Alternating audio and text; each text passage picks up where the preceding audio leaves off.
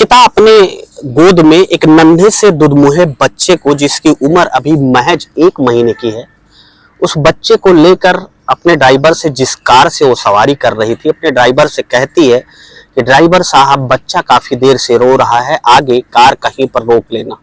अब चूंकि वो अपने ससुराल एक बैग जा रही थी, जहां पे वो सरकारी नौकरी कर रही थी, वहां से अब वो अपने ससुराल की तरफ जा रही थी। दरअसल उसके ससुर जी की तबीयत काफी खराब थी। अब ड्राइवर रास्ते में वो स्थान ढूंढता है जहां पर उसे रोकना था।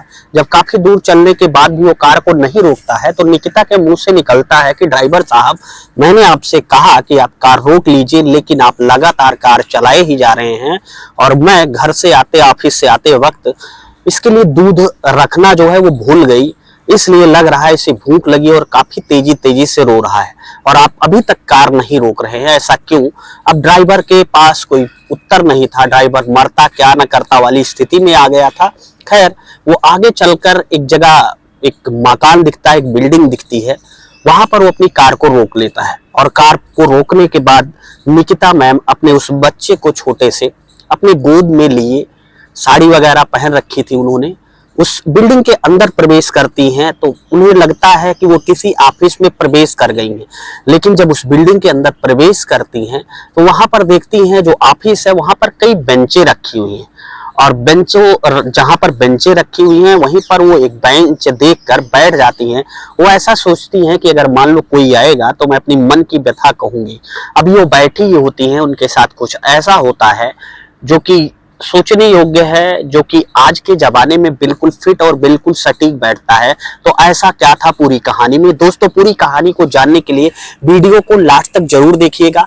चैनल पर अगर आप नए आए हैं तो चैनल को सब्सक्राइब करके साथ में लाल बेल आइकन की बटन को प्रेस कर लीजिएगा, ताकि आपको जब भी मैं ऐसी कहानियां सुनाऊं जिससे आपको कुछ सीख मिल सके, तो उसका नोटिफिकेशन सबसे पहले आपको मिल जाए।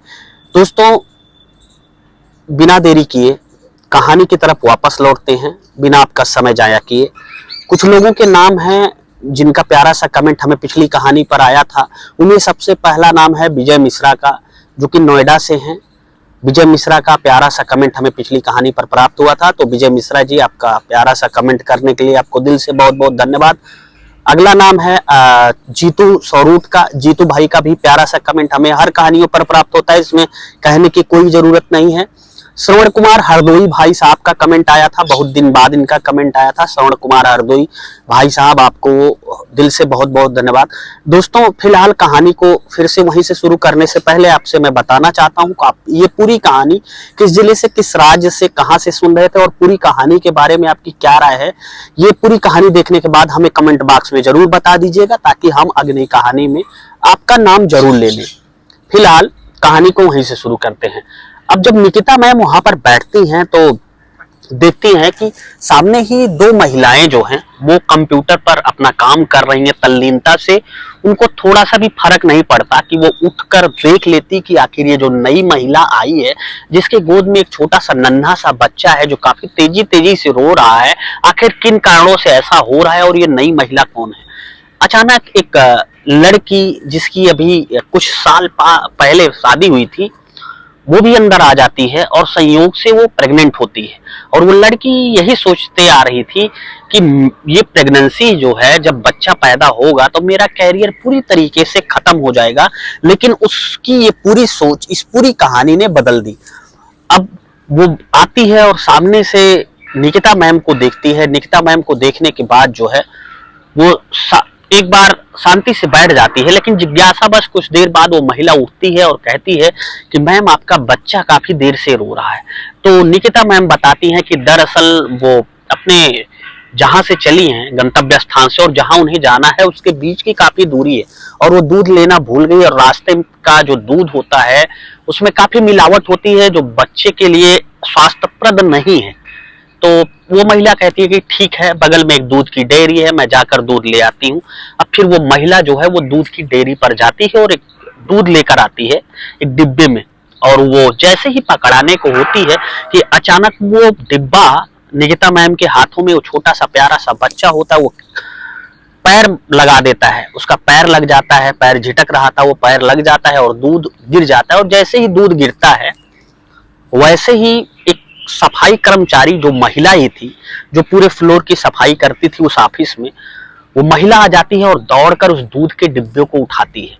वो महिला देखने में काफी मोटी सी, उस पूरे फ्लोर का सफाई का काम करती थी। अब जो तो महिलाएं मैनेजर बैठी थी वो भी शादीशुदा होती हैं, लेकिन उन्हें इन बातों से कोई फर्क नहीं पड़ता है। अब कुछ देर बाद जब ये सारा वाकया चलता रहता है तो अचानक से वो जो कंप्यूटर पर दोनों महिलाएं होती हैं उनमें से एक थोड़ी सी मॉडर्न, अपने आप को समझने वाली महिला इस महिला से कहती है, जो दूध उठाती है, जो वहां पर सफाई का काम करती थी, कि तुमने दूध क्यों उठाया। तो वो कहती है कि देखो, मैं एक माँ हूं और एक माँ का दर्द अच्छी तरीके से समझती हूं। तब तक उस महिला के मुंह से तपाक से निकलता है कि तुम माँ हो और माँ का दर्द अच्छी तरीके से समझती हो, इसलिए तो तुम्हारी जिंदगानी यहाँ पर है। क्या तुम अपने आप को सफल और सुखी मान सकती हो? देखो हम कितने अच्छे हैं, हमारी सैलरी कितनी अच्छी है, हम यहाँ पर कंप्यूटर चलाते हैं और अच्छी खासी सैलरी है, ना बच्चे हैं, ना किसी प्रकार का कोई झंझट है। वो महिला कहती है कि मैडम, अगर आप सफल हैं, आप कह रही है कि आप सफल हैं, तो सफलता वास्तव में किसे कहते हैं, आप मुझे एक बार बता दीजिए। अब मैडम के मुंह से कोई और बात नहीं निकलती है। खैर दूसरी मैडम जो बैठी थी उनकी बातों का, पहली वाली मैडम की बातों का पूरी तरीके से समर्थन करती हैं, जैसे वो भी कहना चाह रही हूँ कि बच्चे आज के युग में जरूरी नहीं है। खैर वो एक अनपढ़ सी महिला जो उस पर सफाई का काम करती थी, उसने सही तरीके से दोनों मैडमों को जवाब दे दिया था। अब तीसरी महिला जो कि प्रेग्नेंट थी, जो दूध लेकर आई थी, वो उस महिला से जिसके पास गोद में बच्चा होता है, निकिता मैम से पूछने लगती हैं कि मैम, आज के डेट में आपके पास एक गोद में नन्हा सा बच्चा है और ऐसे में क्या आप अपने आप को फ्री समझती हैं? तो वो कहती हैं कि हाँ, मैं पूरी तरीके से फ्री समझती हूँ। तब तक दोनों महिलाएं जो कंप्यूटर चला रही थी ऑफिस की, वो उठ जाती और कहती हैं कि अगर आप अपने आप को फ्री समझती होती तो आपके गोद में ये बच्चा ना होता। इसने तो आपकी आजादी पर, बच्चे ने पूरी तरीके से आपके जीवन पर प्रतिबंध लगा दिया है। अब वो उठती है, महिला निकिता मैम उठती हैं और उठने के बाद उनको जवाब देना चाह रही थी, तब तक उनका ड्राइवर आ जाता है और ड्राइवर वर्दी में होता है, वो भी पुलिस की वर्दी में होता है। और जैसे ही वो अंदर घुसता है, निकिता मैम से कहता है कि मैम काफी देर हो गई और हमें काफी दूर जाना है, ऐसे में आप चलिए।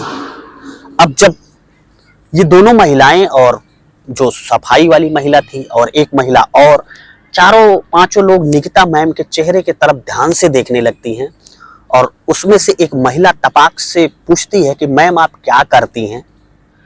तो मैम बताती हैं कि दरअसल वो एक जिले की बड़ी पुलिस अधिकारी है और वहां से वो उनके ससुराल में, उनके ससुर जी की तबीयत खराब थी, तो जिस जिले में उनकी पोस्टिंग थी वहां से वो छुट्टी लेकर इमरजेंसी में अपनी ससुराल जा रही थी और ऐसे में अपने माता होने का, अपने माँ होने का धर्म भी निभा रही थी, एक अच्छी बहू होने का धर्म भी निभा रही थी और दूसरी तरफ वो अपने कार्यालय से तो आ ही रही थी। अब जितनी भी महिलाएं वहां पर थी जो अपने आप को बहुत मॉडर्न समझती थी, उनके मुंह पर जैसे कालिक सी निकिता मैम ने लगा दी हो, उनके मुंह पूरी तरीके से लाल हो चुके थे। अब वो समझ चुकी थी कि इंसान चाहे जैसा हो, लेकिन उसे अपनी जो जिम्मेदारियां हैं उनसे नहीं भागना चाहिए। दोस्तों आज के परिवेश में भी ये सारी चीजें बहुत जगह देखने को मिल जाती हैं। बहुत सारी महिलाएं ऐसे देखने को मिल जाती हैं जो शादी को या शादी के बाद अगर बच्चा हो तो उनको अपनी आजादी में बंधक मानती हैं, आजादी में उनको लगता है कि उनके पैरों में कोई जंजीर सी बांध दी गई है, जबकि ऐसा नहीं है। हकीकत तो यह है दोस्तों कि बिना परिवार के आप कितना भी सफल हो जाइए, कितना भी पैसा कमा लीजिए, अपने जीवन में चाहे जितनी ऊंचाइयां आप हासिल कर लीजिए, लेकिन अगर आपके साथ आपका परिवार नहीं है, संतान नहीं है, आपके बच्चे नहीं हैं, तो मुझे लगता है कि वो कमाई, वो पैसा, वो शोहरत, वो इज्जत, वो नाम, सब कुछ फीका सा है और सब कुछ व्यर्थ है, सब कुछ निरर्थ है। लेकिन आज के परिवेश में बहुत महिलाएं विशेष करके बहुत लोग इस चीज का समर्थन करती हैं कि संतान होना उनके विकास में कहीं ना कहीं से बाधक है। दोस्तों तो ये थी छोटी सी प्यारी सी कहानी। जिम्मेदारियां हैं उसे छोड़कर इंसान कहीं से भी कहीं तक भी सफल नहीं है और ना ही समाज के दृष्टिकोण से वो सफल है। दोस्तों, ये पूरी कहानी आपको कैसी लगी, पूरी कहानी के बारे में आप क्या कहना चाहते हैं, अपने दिल की राय हमें कमेंट बॉक्स में जरूर बताएं। मिलता हूं ऐसी एक नई दिल को छू लेने वाली कहानी के साथ आपको जल्दी। तब तक के लिए जय हिंद, वंदे मातरम।